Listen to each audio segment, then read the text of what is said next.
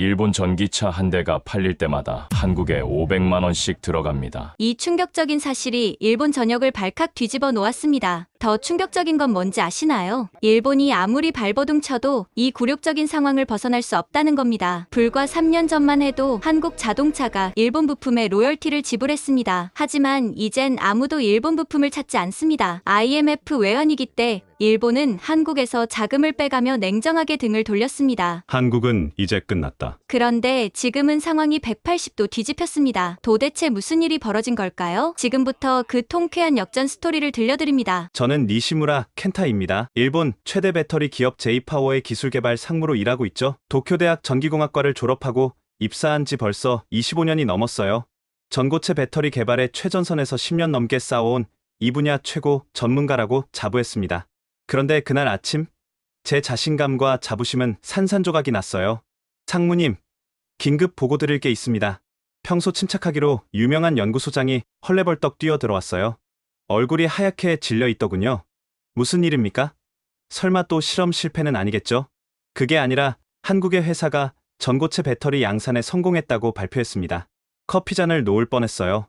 전고체 배터리라고요? 우리가 10년째 실패를 거듭하고 있는 바로 그 꿈의 기술을? 그럴 리 없어. 검증된 정보입니까? 네.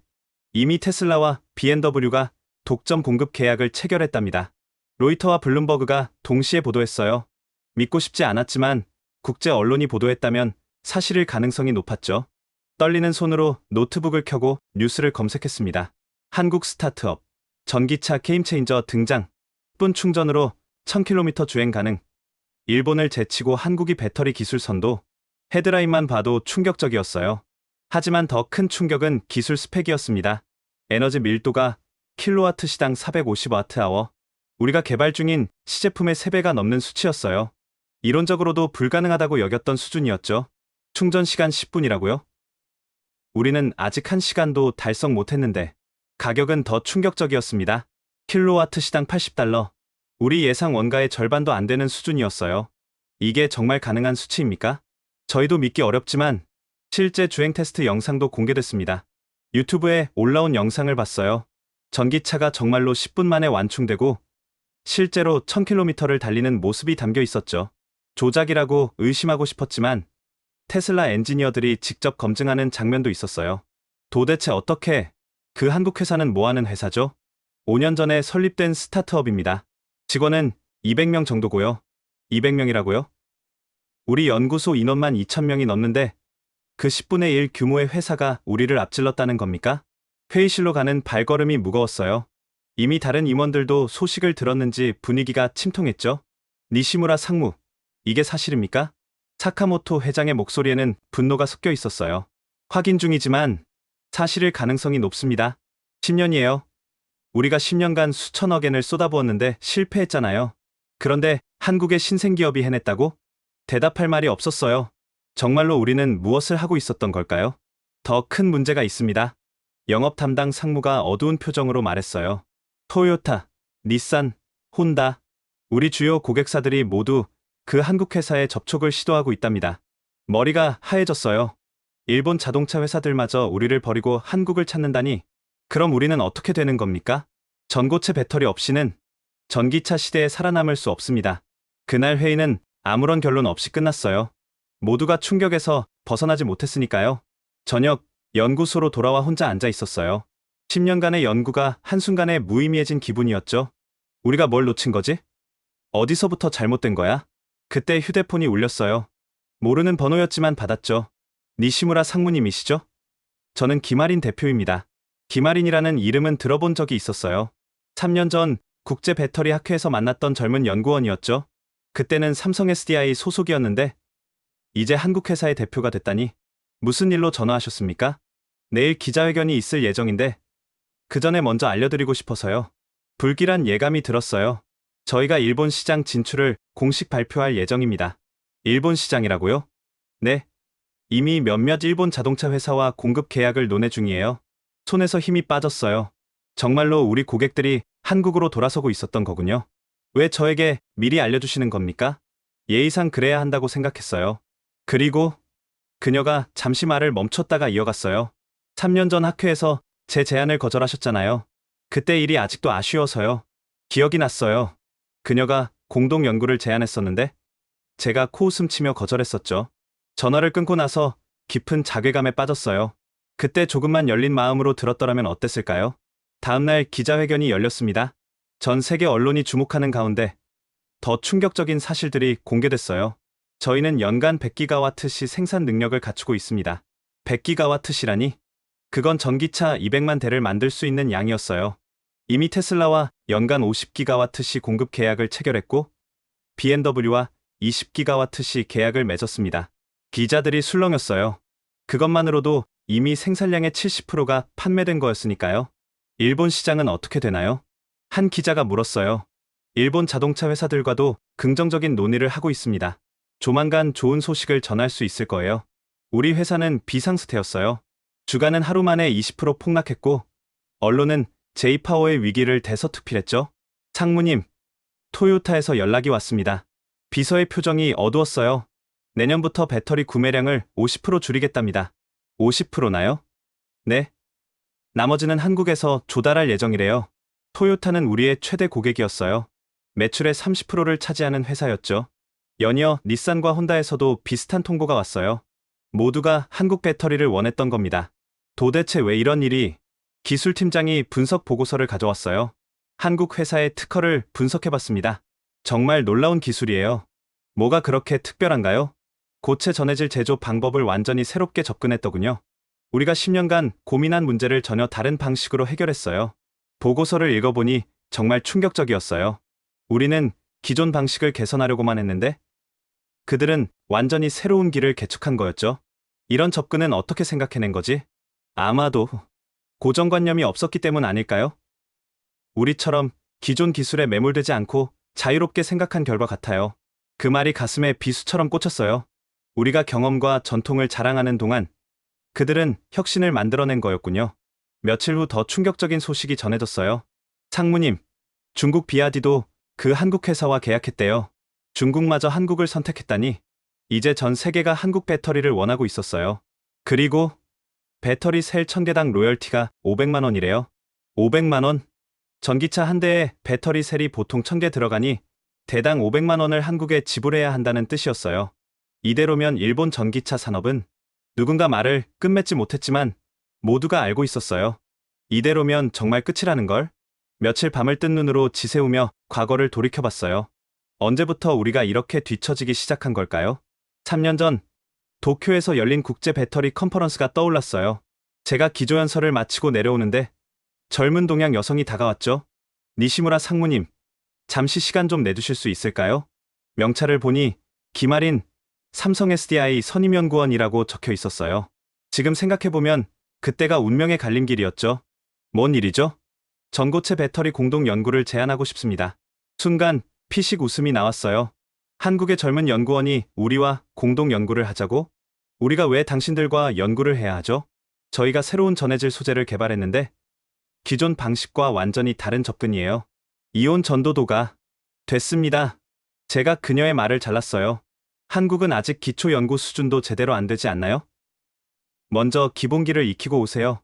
그녀의 얼굴이 붉어졌지만 끝까지 예의를 지켰어요.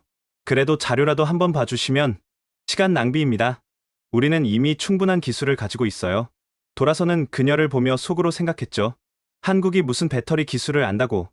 1년 후 또 다른 기회가 있었어요. 이번엔 작은 한국 스타트업에서 이메일이 왔죠. 제이파워와 기술 교류를 희망합니다. 윈윈할 수 있는 기회가 될 거예요. 담당자에게 지시했어요. 정중히 거절해. 스타트업 따위와 뭘 하겠다고. 하지만 상무님, 그들의 기술 자료를 보니 꽤 흥미로운데요. 그런 건 대학 실험실 수준이야. 상용화와는 거리가 멀어.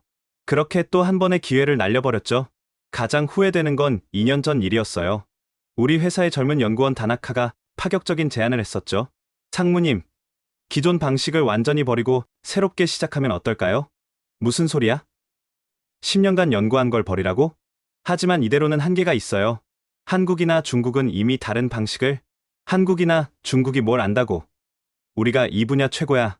제 고함에 다나카는 입을 다물었어요. 그리고 6개월 후 사표를 냈죠. 어디로 가는 거야? 한국 회사에서 스카우트 제안이 왔어요. 한국? 후회할 거야. 아니요. 오히려 기대됩니다. 그들은 새로운 시도를 두려워하지 않거든요. 지금 생각해보니 다나카가 간 곳이 그 한국 회사였을 거예요. 우리가 무시했던 바로 그 회사에 우리 인재가 간 거죠. 연구소 자료실에서 옛 문서들을 뒤지다가 충격적인 걸 발견했어요. 7년 전 한국 연구진이 보낸 논문이었죠. 전고체 배터리의 새로운 패러다임이라는 제목이었어요. 당시 검토 의견란에 제 글씨가 있었어요. 비현실적 접근, 검토 가치 없음. 하지만 지금 다시 읽어보니 그 논문에는 한국 회사가 사용한 핵심 아이디어가 이미 담겨 있었어요. 우리가 무시했던 그 아이디어가 세계를 바꾼 거였죠. 우리가 얼마나 오만했던가? 빈 연구실에서 혼자 중얼거렸어요. 일본 기술이 최고라는 자만심이 우리를 여기까지 떨어뜨린 거였어요. 비서가 노크를 했어요. 상무님, 한국 언론 인터뷰 요청이 왔는데요. 주제가 뭔가요? 일본은 왜 전고체 배터리 개발에 실패했나? 라고 합니다. 가슴이 아팠어요. 이제 우리는 실패 사례로 연구되는 대상이 된 거군요. 결국 자존심을 접고 한국행을 결정했어요. 한국 회사와 어떻게든 협력 방안을 찾아야 했으니까요. 인천공항에 도착했을 때의 기분은 정말 복잡했어요. 20년 전만 해도 한국 기업들이 기술을 배우려고 일본을 찾아왔는데 이제는 완전히 반대가 됐으니까요. 공항에서 택시를 탔어요. 어디 가십니까? 판교 테크노밸리요. 자동차 부품 만드는 회사인데. 아, 요즘 제일 핫한 그 회사. 일본 분이세요? 네. 요즘 일본 분들이 많이 오시더라고요. 다들 그 회사 때문에. 기사님의 말에 얼굴이 화끈거렸어요. 우리만 한국을 찾고 있는 게 아니었던 거죠. 본사 건물은 생각보다 소박했어요.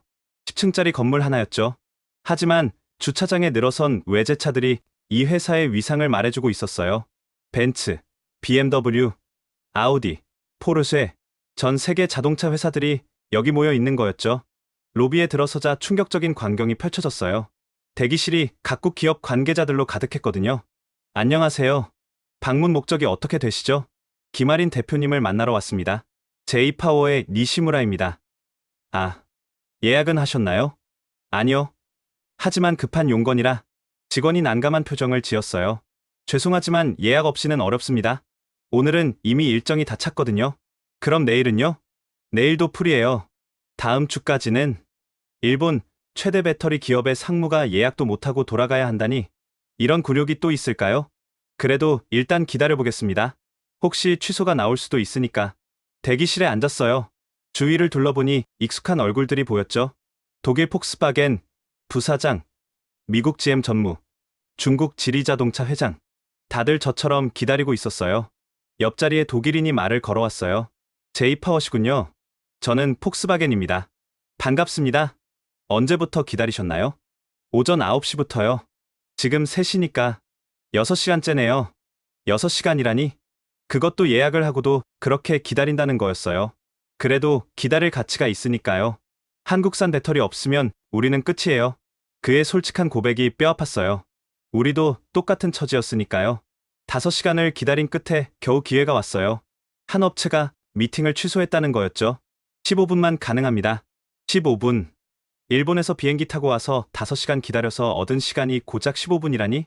회의실로 들어가니 김아린 대표가 앉아 있었어요. 3년 전보다 훨씬 성숙해 보였지만 눈빛은 여전히 날카로웠죠. 오랜만입니다. 니시무라 상무님. 네. 축하합니다. 대단한 성과를 내셨네요. 감사합니다. 오늘은 무슨 일로 오셨나요? 단도직입적인 질문에 준비했던 말들이 목구멍에서 맴돌았어요. 협력을 논의하고 싶습니다. 어떤 협력이요? 기술 제휴든, 합작 투자든, 어떤 형태로든. 그녀가 작게 웃었어요. 조롱하는 게 아니라 씁쓸한 미소였죠. 3년 전에 제가 제안했을 때는 거절하셨잖아요. 그때는 제가 잘못 판단했습니다. 이제 와서 협력하자고 하시는 이유가 뭔가요? 솔직하게 말하기로 했어요. 살아남기 위해서입니다. 한국산 부품 없이는 저희도 끝이에요. 그녀가 잠시 생각하더니 말했어요. 죄송하지만 당장은 어렵습니다. 이미 생산 능력이 한계라서요. 그럼 언제쯤? 글쎄요. 최소 2년은 기다리셔야 할 것 같은데. 2년. 그때까지 회사가 살아있을지도 의문이었어요. 정말 방법이 없을까요? 우리가 할 수 있는 건 뭐든지. 시간이 다 됐네요. 그녀가 일어섰어요. 정말로 15분이 끝난 거였죠. 다음에 또 연락드려도 될까요? 예약을 하고 오세요. 3개월 후쯤 가능할 거예요. 3개월 후. 그때까지 기다릴 수밖에 없는 거였어요. 건물을 나오면서 깊은 굴욕감을 느꼈어요. 한때 우리를 찾아와 고개 숙이던 그들에게 이제는 우리가 무시당하고 있다니? 한국에서 돌아온 후 상황은 더욱 악화됐어요. 주가는 계속 떨어졌고 직원들의 사기도 바닥이었죠. 그런데 한 달 후 예상치 못한 연락이 왔어요. 니시무라 상무님, 박태성입니다. CTO로 일하고 있죠. 박태성, MIT 출신의 천재 과학자라고 들었어요. 특별히 상무님을 초청하고 싶습니다. 저희 연구소를 보여드리고 싶어서요. 정말입니까? 김 대표님이 특별히 허락하셨어요. 과거는 과거고 미래를 위해 한 번쯤은 보여드려야 한다고. 일주일 후 다시 한국을 찾았어요. 이번엔 혼자가 아니라 우리 핵심 연구진 5명과 함께였죠. 연구소는 본사에서 조금 떨어진 곳에 있었어요. 겉모습은 평범했지만 안에 들어가자 완전히 다른 세계였죠. 어서 오세요. 먼저 저희 핵심 기술부터 보여드릴게요. 박태성 CTO가 우리를 안내했어요. 첫 번째 연구실에 들어가자 모두가 숨을 멈췄어요. 이게 바로 전고체 배터리 생산 라인입니다. 완전 자동화된 시스템이었어요. 로봇들이 나노미터 단위로 정밀하게 작업하고 있었죠. 핵심은 이 공정입니다. 고체 전해질을 증착하는 과정인데 그가 설명하는 내용을 들으며 충격을 받았어요. 우리가 불가능하다고 생각했던 방식을 그들은 현실로 만들어낸 거였죠. 창원에서 작업이 가능하다고요? 우리 수석연구원이 믿을 수 없다는 표정으로 물었어요. 네, 그게 핵심이에요. 기존 방식은 고온이 필요했지만 저희는 완전히 다른 화학적 접근을 했죠. 다음 연구실에서는 더 놀라운 걸 봤어요. 오븐 충전 기술을 개발 중입니다. 5분이요? 지금도 10분인데. 네, 이론적으로 가능해요. 2년 안에 상용화할 예정입니다. 우리가 10년 걸려도 못한 걸 그들은 계속 뛰어넘고 있었어요. 어떻게 이런 혁신이 가능했나요? 제가 물었어요. 실패를 두려워하지 않았어요. 1000번 실패하면 1001번 도전했죠. 그가 웃으며 말했어요. 그리고 전 세계에서 최고의 인재들을 모았어요. 국적 불문하고요. 실제로 연구원들을 보니 정말 다양했어요. 한국인은 물론이고 미국인, 중국인, 인도인, 그리고 일본인도 있었어요. 다나카? 우리 회사에서 이직했던 그 연구원이었어요. 상무님, 오랜만입니다. 여기서 일하고 있었군. 네, 최고의 선택이었어요. 여기서는 제 아이디어를 마음껏 펼칠 수 있거든요. 마음이 아팠지만 그가 행복해 보여서 다행이었어요. 마지막으로 간 곳은 배터리 테스트장이었어요. 극한 테스트를 해보겠습니다. 전고체 배터리를 망치로 내리쳤어요. 찌그러졌지만 폭발하지 않았죠. 못으로 뚫어도 불에 넣어도 안전했어요. 100% 안전합니다. 이게 진짜 게임 체인저죠. 우리 연구원들은 말을 잃었어요. 이론으로만 알던 걸 눈앞에서 보니 충격이 컸던 거죠. 견학이 끝나고 박태성 CTO가 말했어요. 어떠셨나요? 압도당했습니다. 완전히. 처음부터 이랬던 건 아니에요. 수많은 실패가 있었죠. 하지만 포기하지 않았어요. 그가 진지하게 말했어요. 기술은 결국 사람이 만드는 거예요. 그리고 사람은 믿음으로 움직이죠. 저희는 불가능을 가능으로 만들 수 있다고 믿었어요. 돌아오는 길, 우리 팀은 모두 침묵했어요. 각자 많은 생각을 하고 있었겠죠. 상무님, 우리도 다시 시작해야 하지 않을까요? 막내 연구원이 조심스럽게 말했어요. 그래, 처음부터 다시 시작하자. 겸손하게. 한국 회사 방문 후 한 달이 지났어요. 우리는 전고체 배터리 개발을 처음부터 다시 시작했죠. 하지만 현실은 녹록지 않았어요. 이미 시장은 한국이 장악했고 우리가 따라잡기엔 격차가 너무 컸으니까요. 그런데 어느 날 이상한 일이 일어났어요. 상무님, 회사 서버에 해킹 시도가 있었습니다. 보안팀장이 급하게 뛰어들어왔어요. 해킹이라고? 누가? 아직 정확히는 모르지만 중국 IP에서 시도된 것 같습니다. 중국이라 불길한 예감이 들었어요. 바로 그때 전화가 울렸어요. 놀랍게도 한국 회사의 보안팀장이었죠. 니시무라 상무님, 긴급히 알려드릴 게 있어서 연락했습니다. 무슨 일입니까? 최근 중국 해커 그룹이 전고체 배터리 관련 기술을 노리고 있는데 제이파워도 타깃 리스트에 있더군요. 그들이 우리를 걱정해준다고? 경쟁 관계인데도? 왜 우리한테 알려주시는 거죠? 김 대표님 지시예요. 기술은 정당하게 개발되어야 한다고. 훔친 기술로는 진정한 발전이 없다고 하시더군요. 더 놀라운 건 다음 내용이었어요. 참고로 어제 저희 시스템에도 침투 시도가 있었는데 막는 과정에서 제이파워 서버도 공격받는 걸 확인했습니다. 그래서 알려주신 거군요. 네. 그리고 저희가 개발한 보안 패치를 공유해드릴게요. 이걸 설치하시면 막을 수 있을 거예요. 경쟁사가 우리의 보안을 도와준다니? 일본 기업 문화에서는 상상도 못할 일이었어요. 며칠 후 왕이라는 중국 CATL 부사장에게서 전화가 왔어요. 니시무라 상무님, 제안이 있습니다. 무슨 제안이죠? 제이파워와 CATL이 손잡으면 어떨까요? 한국을 견제할 수 있을 거예요. 뻔한 속셈이 보였어요. 우리 기술을 빼가려는 거였죠. 구체적으로 어떤 협력을 말씀하시는 건가요? 기술 공유죠. 제이파워의 노하우와 저희 자금력이 만나면 죄송하지만 거절하겠습니다. 왜죠? 지금 상황에서 저희가 최선의 파트너 아닙니까? 정당하지 못한 방법은 쓰고 싶지 않습니다. 목소리가 차가워졌어요. 후회하실 겁니다. 중국 시장에서 완전히 배제될 텐데. 그래도 괜찮습니다. 전화를 끊고 나니 오히려 속이 시원했어요. 과거의 저라면 당장의 이익을 위해 손잡았을지도 모르죠. 하지만 한국 회사를 보며 배웠어요. 정직한 길이 결국 옳은 길이라는 걸. 다음날 김아린 대표에게서 메시지가 왔어요. 올바른 선택을 하셨네요. CATL 쪽에서 접근했다고 들었어요. 어떻게 아셨습니까? 그들이 저희한테도 똑같은 제안을 했거든요. 물론 거절했지만 그녀의 다음 메시지가 인상적이었어요. 기술 경쟁은 정정당당해야 합니다. 그래야 모두가 발전하죠.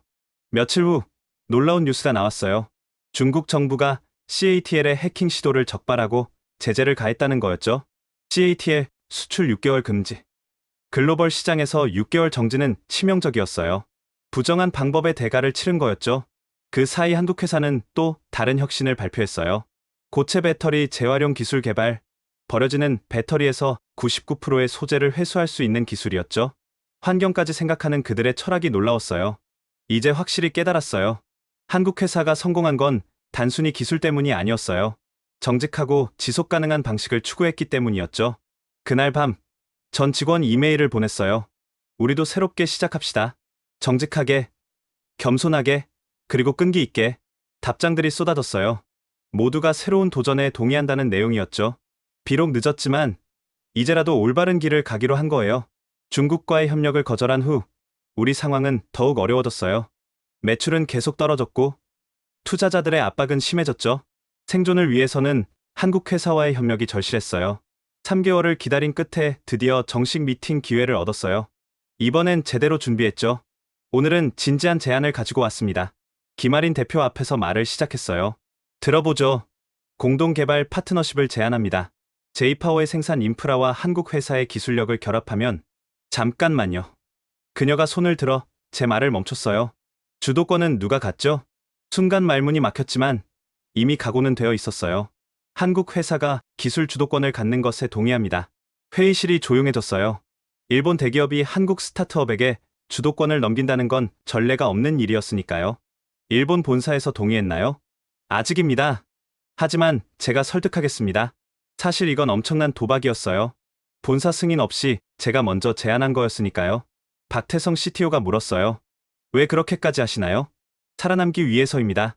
그리고 잠시 망설이다 솔직하게 말했어요. 한국 회사에서 많은 걸 배웠습니다. 기술뿐만 아니라 기업 철학도요. 함께하고 싶습니다. 김아린 대표가 서류를 꺼냈어요. 사실 저희도 파트너가 필요했어요. 생산 능력이 한계에 달했거든요. 희망이 보이기 시작했어요. 하지만 조건이 있습니다. 역시 쉽지 않을 거라 예상했죠. 첫째, 한국 엔지니어들이 일본 공장에 파견되어 생산 공정을 직접 관리합니다.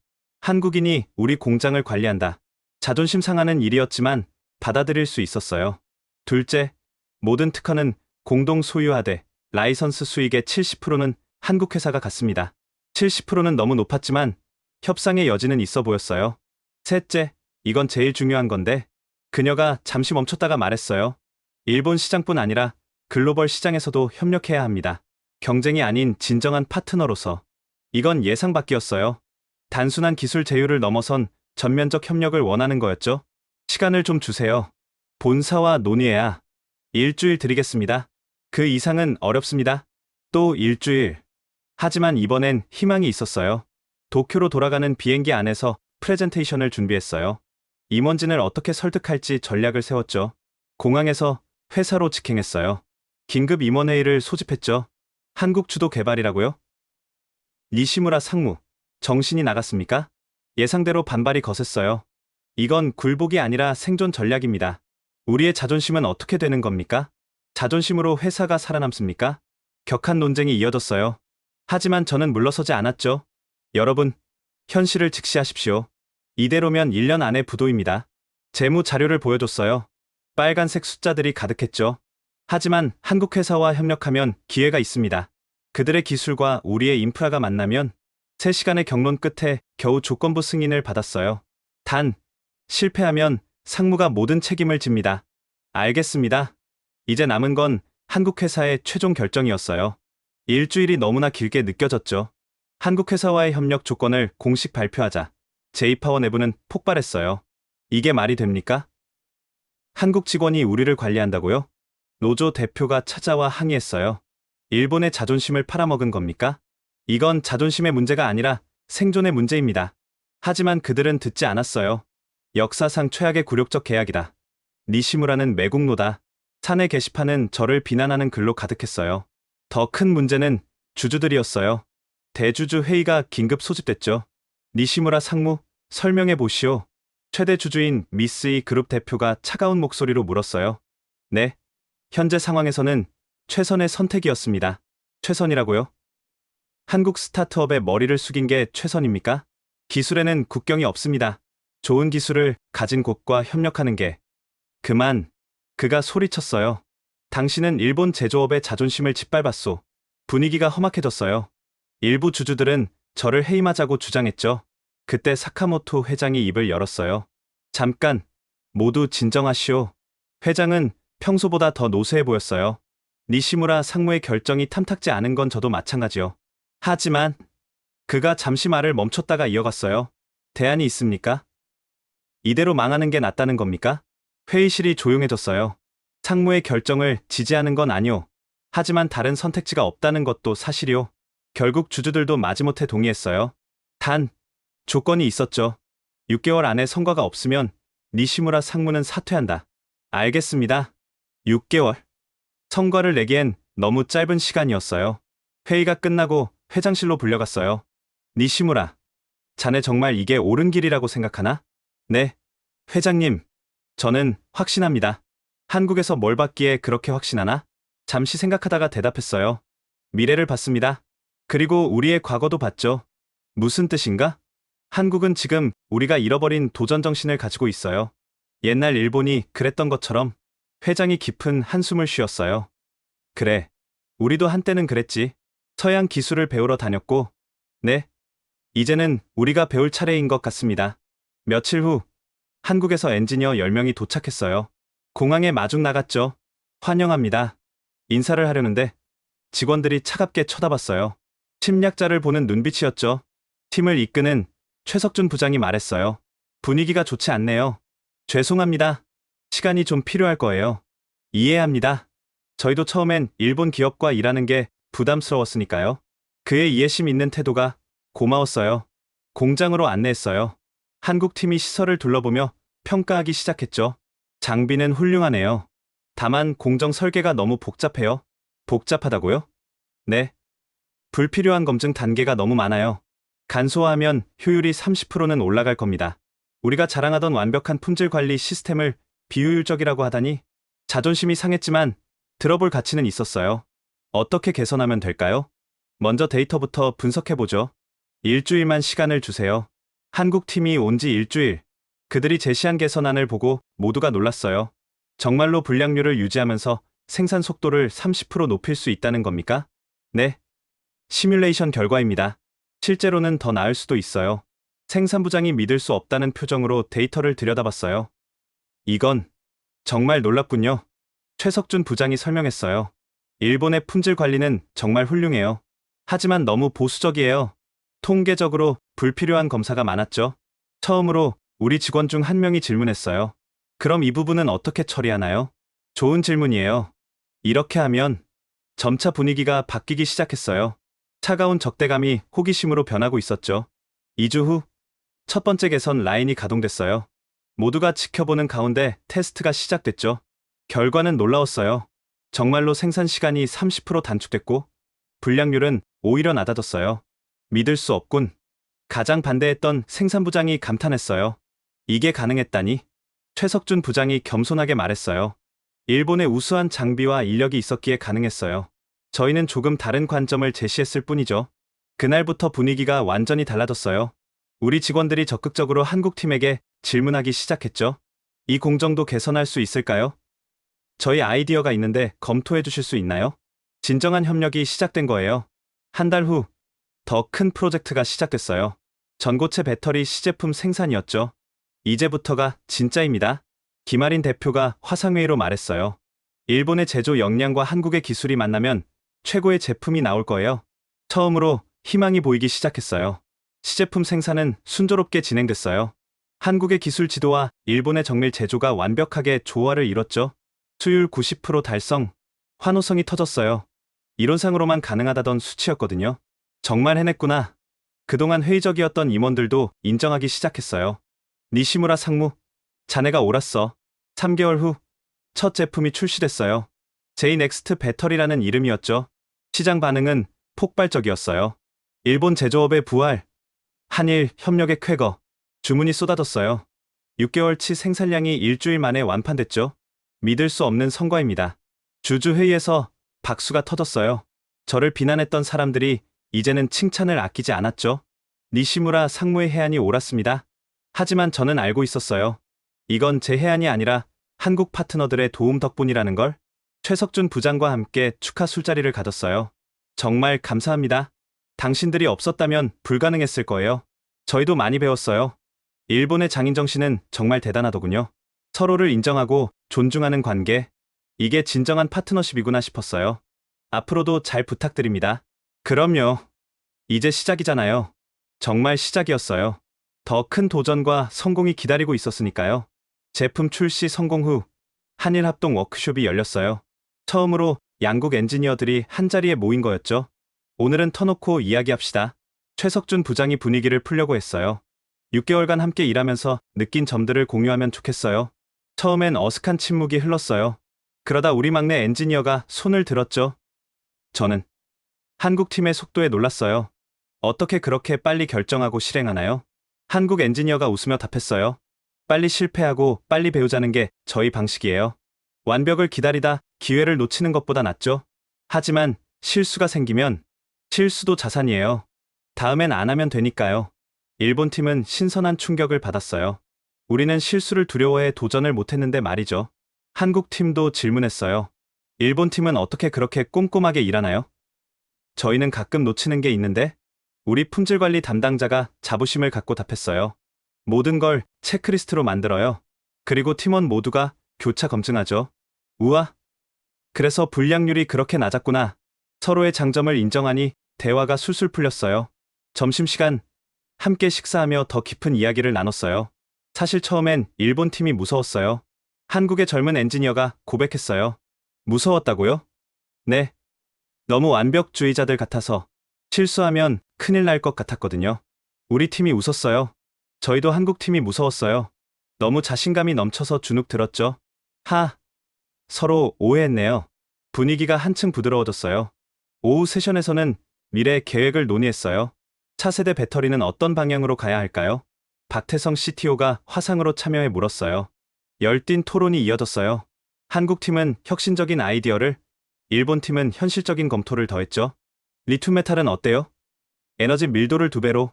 안정성 문제가 있지 않나요? 새로운 코팅 기술로 해결할 수 있을 것 같은데. 두 팀의 시너지가 놀라웠어요. 서로의 약점을 보완하며 더 나은 해답을 찾아갔죠. 워크숍이 끝날 무렵 뜻밖의 제안이 나왔어요. 교환 근무는 어떨까요? 최석준 부장의 아이디어였어요. 일본 엔지니어가 한국에서, 한국 엔지니어가 일본에서 6개월씩 일하는 거예요. 좋은 생각이네요. 양쪽 모두 환영했어요. 서로의 문화를 더 깊이 이해할 기회였으니까요. 저녁 회식 자리. 이제는 완전히 한 팀이 된 분위기였어요. 칸파이. 건배. 술잔을 부딪히며 미래를 약속했죠. 한국 엔지니어 하나가 말했어요. 이제 라이벌이 아니라 진짜 동료가 된 것 같아요. 맞아요. 함께 세계 최고가 됩시다. 그날 밤 많은 이야기를 나눴어요. 기술 이야기부터 가족 이야기까지 국경을 넘어 진정한 우정이 싹트고 있었죠. 니시무라 상무님, 한국 음식 좋아하세요? 이제는 김치 없으면 밥을 못 먹어요. 모두가 웃었어요. 정말로 저도 많이 변했더군요. 워크숍을 마치고 돌아가는 길, 최석준 부장이 진지하게 말했어요. 상무님, 정말 감사합니다. 제가 감사하죠. 아니에요. 일본의 대기업이 우리를 인정하고 함께하자고 했잖아요. 그게 얼마나 큰 용기였는지 알아요. 가슴이 뭉클했어요. 그들도 우리의 노력을 알아주고 있었던 거죠. 교환 근무 프로그램이 시작되고 3개월, 놀라운 변화가 일어났어요. 상무님, 이번 달 생산성이 50% 올랐습니다. 믿기 어려운 수치였어요. 하지만 더 놀라운 건 품질이었죠. 불량률 0.01% 달성했습니다. 사실상 제로에 가까워요. 한국의 혁신성과 일본의 정밀함이 완벽하게 융합된 결과였어요. 한국에 파견 갔던 우리 엔지니어가 돌아와서 말했어요. 정말 다른 세계였어요. 실패를 두려워하지 않는 문화가 부러웠습니다. 뭘 배우고 왔나요? 도전하는 법이요. 그리고 스스로 생각하는 법도요. 반대로 일본에 온 한국 엔지니어도 많은 걸 얻어갔어요. 일본의 디테일은 정말 놀라워요. 0.1mm 오차도 용납 안 하더라고요. 양쪽이 서로의 강점을 흡수하고 있었던 거죠. 그런데 진짜 시험대가 찾아왔어요. 글로벌 전기차 업체의 대규모 입찰이었죠. 폭스바겐이 차세대 전기차용 배터리 공급사를 선정한대요. 규모가 어마어마했어요. 연간 200기가와트시, 금액으로는 150억 달러였죠. 중국 CATL도 입찰한대요. 가격 경쟁력에서 밀릴 텐데 걱정이 앞섰어요. 하지만 김아린 대표는 자신 있었죠. 가격이 전부가 아니에요. 품질과 신뢰성으로 승부하죠. 한일 합동 TF팀이 꾸려졌어요. 두 나라의 최정예 멤버들이 모였죠. 우리의 강점은 뭘까요? 브레인스토밍이 시작됐어요. 세계 최고 수준의 안전성, 10년 품질 보증, 탄소 중립 생산 공정, 아이디어가 쏟아졌어요. 한국 팀의 창의성과 일본 팀의 실현 가능성 검토가 조화를 이뤘죠. 프레젠테이션 준비도 함께 했어요. 기술 설명은 박태성 CTO가, 품질 관리는 제가 맡겠습니다. 역할 분담이 자연스럽게 이뤄졌어요. 드디어 D-Day, 독일 폭스바겐 본사에서 프레젠테이션이 열렸어요. J-NEXT 배터리는 단순한 부품이 아닙니다. 박태성 CTO가 시작했어요. 한국의 혁신 기술과 일본의 장인 정신이 만든 예술품입니다. 기술 스펙을 설명하는 그의 열정이 대단했어요. 이어서 제가 품질 관리를 설명했죠. 저희는 불량률 제로를 추구합니다. 그리고 실제로 달성했죠. 데이터를 보여주자 폭스바겐 임원들이 놀랐어요. 정말 이런 수치가 가능합니까? 네. 저희 공장에 오시면 직접 확인하실 수 있습니다. 질의응답 시간.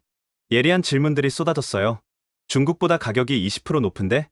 김아린 대표가 답했어요. 10년 사용 기간으로 계산하면 오히려 저렴합니다. 교체 비용이 없으니까요.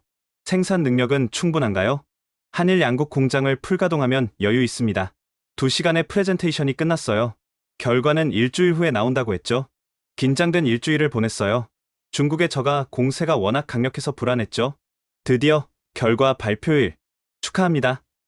폭스바겐은 J-NEXT를 선택했습니다. 환호성이 터졌어요. 서울과 도쿄 사무실이 동시에 축제 분위기가 됐죠. 해냈어. 우리가 해냈어. 화상으로 연결된 양국 직원들이 함께 기뻐했어요. 폭스바겐 담당자가 선정 이유를 설명했어요. 기술력도 뛰어났지만 한국과 일본의 협력 모델이 인상적이었습니다. 그런 팀워크라면 신뢰할 수 있죠. 정말 의미 있는 평가였어요. 우리의 협력 자체가 경쟁력이 된 거였으니까요. 폭스바겐 계약 소식이 알려지자 시장이 들썩였어요. 한일 배터리 동맹, 중국 아성 무너뜨리다, J-NEXT, 게임 체인저로 등극.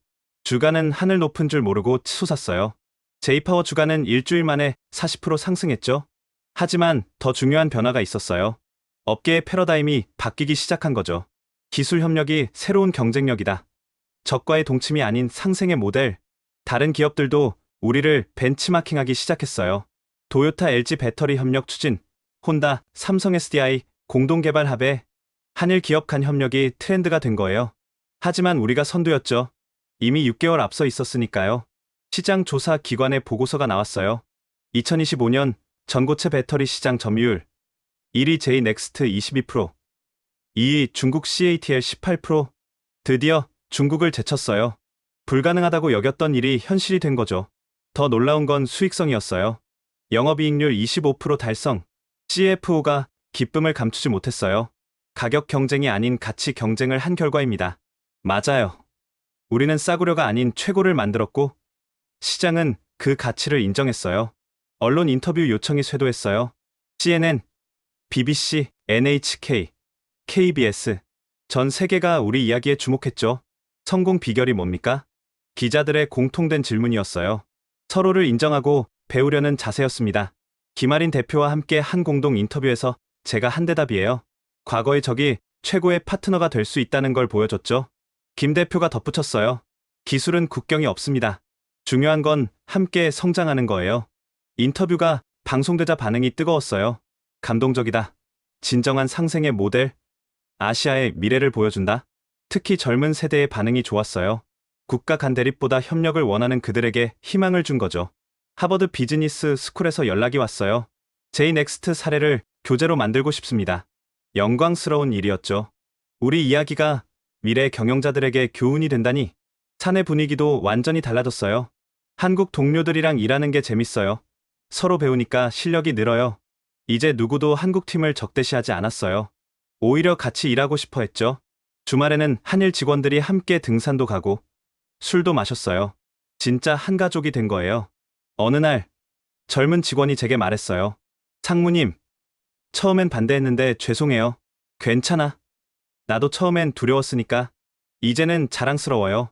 우리가 새로운 역사를 쓰고 있잖아요. 맞아요. 우리는 역사를 쓰고 있었어요. 경쟁이 아닌 협력의 역사를. 성공가도를 달리던 중 예상치 못한 위기가 찾아왔어요. 다이엔 자동차가 파산 신청을 했습니다. 다이엔 자동차는 일본의 중견 전기차 회사였어요. 우리 경쟁사인 도쿄 배터리의 최대 고객이었죠. 도쿄 배터리도 연쇄 부도 위기래요. 도미노처럼 무너지는 일본 배터리 업계? 남의 일이 아니었어요. 시장 불안이 확산되면 우리도. 긴급 임원회의가 소집됐어요. 경쟁사지만 도와야 하지 않을까요? 누군가 조심스럽게 제안했어요.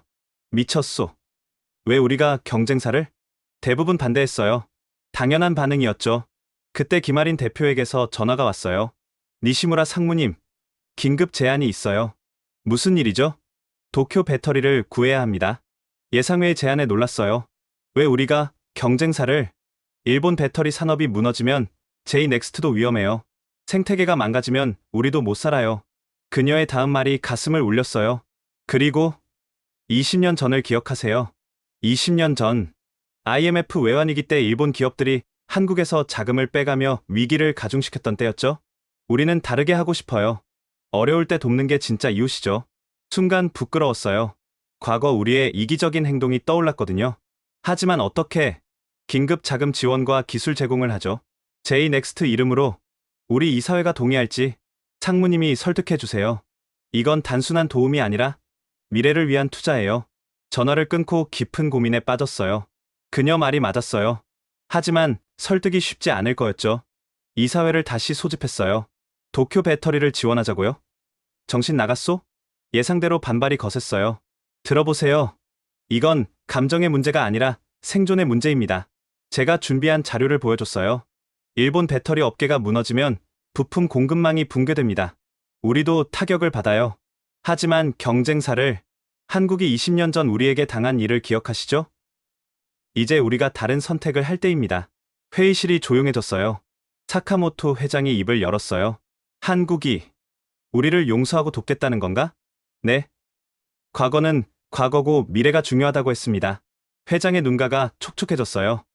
그래. 우리가 배워야 할 건 기술뿐이 아니었군. 결국 지원이 결정됐어요. 다음날 기자회견. 한일 공동구제 기금 조성 발표였죠. 제이넥스트는 일본 배터리 산업 전체를 지원합니다. 김아린 대표가 발표했어요. 경쟁사도 동료입니다. 함께 살아야 산업이 발전합니다. 언론은 충격에 빠졌어요. 믿을 수 없는 결정? 경쟁사를 돕는 아름다운 동행. 특히 일본 언론의 반응이 뜨거웠어요. 한국이 보여준 진정한 용서. 이것이 미래의 기업 정신. 도쿄 배터리 직원들이 우리를 찾아왔어요. 정말 감사합니다. 사장이 깊이 고개를 숙였어요. 경쟁사인데도 도와주시다니 평생 이 은혜를 잊지 않겠습니다.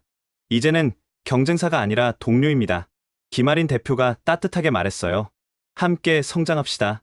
구제 기금이 성공적으로 집행되고 6개월 후 도쿄 배터리가 기사회생했어요. 특별 기자회견이 열렸어요. 제이넥스트 창립 1주년 기념식이었죠. 무대에는 한일 양국 대표들이 나란히 섰어요. 그리고 도쿄 배터리 사장도 함께했죠. 김아린 대표가 먼저 마이크를 잡았어요. 1년 전 우리는 경쟁자였습니다. 청중들이 숨죽여 들었어요. 서로를 이기려고만 했고 상대의 실패를 바랐죠. 그녀가 잠시 말을 멈췄어요. 감정이 북받치는 듯했죠. 하지만 지금은 다릅니다. 우리는 한 가족이 됐어요. 그녀의 눈가에 눈물이 맺혔어요. 특히 일본 파트너들께 감사드립니다. 작은 한국 기업을 믿고 손잡아 주셨어요. 이번엔 제 차례였어요. 마이크 앞에 선이 할 말이 너무 많았죠. 저는 정말 오만했습니다. 목소리가 떨렸어요. 한국을 무시했고 우리가 최고라고 자만했죠. 기자들이 놀란 표정으로 봤어요. 일본 대기업 임원이 공개적으로 잘못을 인정하는 건 드문 일이니까요. 하지만 한국은 달랐습니다. 기술도 뛰어났지만 잠시 멈추고 심호흡을 했어요. 무엇보다 따뜻한 마음을 가지고 있었어요. 경쟁자를 도와주고 함께 성장하려는. 더는 말을 잇지 못했어요. 눈물이 흘러내렸거든요. 정말 감사합니다. 깊이 고개를 숙였어요. 박수가 터져 나왔어요. 기자들도 직원들도 모두 박수를 쳤죠. 도쿄 배터리 사장이 마이크를 잡았어요. 저희를 살려주신 제이넥스트에 평생 감사하며 살겠습니다. 그의 목소리도 떨렸어요. 한국이 보여준 넓은 마음. 이것이 진정한 강자의 품격입니다. 그가 갑자기 무릎을 꿇었어요. 정말 감사합니다. 모두가 놀랐어요. 일본 사장이 무릎을 꿇다니 김아린 대표가 급히 그를 일으켜 세웠어요. 이러지 마세요. 우리는 동료예요. 하지만 이 은혜가 아니라 당연한 일을 한 거예요. 이웃이니까요. 그 순간 회장 안이 눈물바다가 됐어요. 언론인들도 직원들도 눈시울을 붉혔죠. 질의응답 시간. 한 기자가 물었어요. 과거 일본이 한국에 했던 일을 생각하면 복수하고 싶지 않았나요? 김아린 대표가 답했어요. 복수는 아무것도 낫지 않아요. 용서와 화해만이 미래를 만들죠. 그녀의 다음 말이 모두의 가슴을 울렸어요. 진정한 승리는 상대를 무너뜨리는 게 아니라 함께 일어서는 거예요. 기자회견이 끝나고 리셉션이 이어졌어요. 한일 직원들이 자연스럽게 어울렸죠. 이제 정말 한 가족 같아요. 누군가 말했어요. 국경이 뭐가 중요해요? 우리는 동료잖아요. 맞아요. 이제 우리는 국적을 넘어 진정한 동료가 됐어요. 그날 밤 많은 언론이 우리 이야기를 다뤘어요. 눈물의 화해, 한일 기업의 아름다운 동행, 경쟁을 넘어 상생으로. 이것이 아시아의 미래다. 우리 이야기가 많은 이들에게 희망을 줬어요. 과거의 상처도 치유할 수 있다는 희망을. 그로부터 2년이 흐른 지금, 저는 제이넥스트의 부회장이 되었어요. 김아린 회장과 함께 회사를 이끌고 있죠. 우리 회사는 놀라운 성장을 이뤘어요. 글로벌 전고체 배터리 시장 점유율 45%, 부동의 1위가 됐죠. 하지만 숫자보다 의미 있는 변화들이 있었어요. 오하요 고자이마스. 안녕하세요. 출근길 인사가 자연스럽게 두 언어로 이뤄져요. 이제는 구분조차 무의미할 정도로 하나가 됐죠. 더 놀라운 건 기술 발전이었어요. 5분 충전에 2000km 주행이 가능한 차세대 배터리? SF 영화에서나 보던 기술을 현실로 만들었죠. 이게 어떻게 가능했을까요? 자주 받는 질문이에요. 한국의 도전 정신과 일본의 완벽주의가 만났기 때문이죠. 정말 그랬어요. 서로의 장점이 시너지를 만들어낸 결과였죠. 회사 문화도 완전히 달라졌어요. 수평적이면서도 체계적인 독특한 문화가 자리 잡았죠. 팀장님, 이 아이디어 어떠세요? 오, 좋네요. 한번 테스트해봅시다. 직급보다 아이디어가 중요한 문화. 하지만 일본식 꼼꼼함도 잃지 않았어요. 최근엔 더 큰 도전을 시작했어요. 우주용 배터리 개발이었죠. 화성 탐사선에 우리 배터리가 실린다고 생각해보세요. 젊은 엔지니어들의 눈이 반짝였어요. 한국인이든 일본인이든 모두 같은 꿈을 꾸고 있었죠. 교육 프로그램도 확대됐어요. 제이넥스트 아카데미를 통해 양국 인재를 키우고 있죠. 미래 세대는 처음부터 함께 배워야 해요. 맞아요. 우리가 겪은 갈등을 후배들은 겪지 않았으면 좋겠어요. 얼마 전 특별한 손님이 찾아왔어요. 다나카였죠. 3년 전 우리 회사를 떠났던 그 연구원이에요. 상무님. 아니, 부회장님. 돌아와도 될까요? 물론이지. 언제든 환영이야. 그가 돌아온 이유를 물었어요. 여기가 진짜 미래가 있는 곳이라는 걸 깨달았어요. 경쟁이 아닌 협력이 있는 곳. 개인적으로도 큰 변화가 있었어요.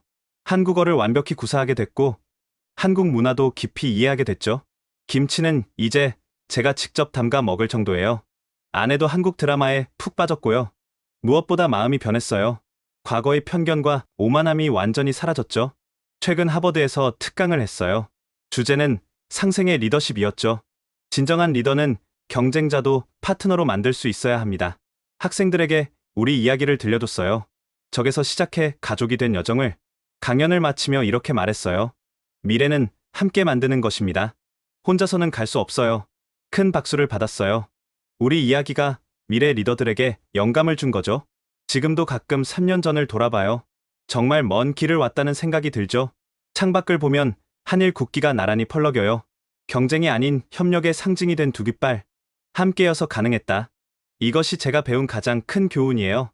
지금까지 일본 배터리 업계 최고 전문가가 겪은 놀라운 변화와 성장의 이야기 어떠셨나요?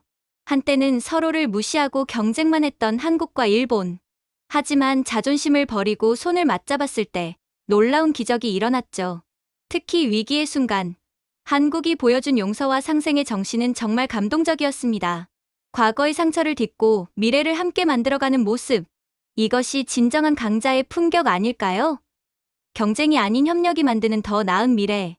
이런 희망적인 이야기가 더 많이 알려졌으면 좋겠습니다. 한국과 일본의 아름다운 동행을 응원하는 마음으로 이 영상을 공유해주세요. 구독과 좋아요도 잊지 마시고요. 여러분은 어떻게 생각하시나요? 과거를 넘어 미래로 나아가는 두 나라의 이야기, 댓글로 의견을 들려주세요. 지금까지 감동 편지함이었습니다. 감사합니다.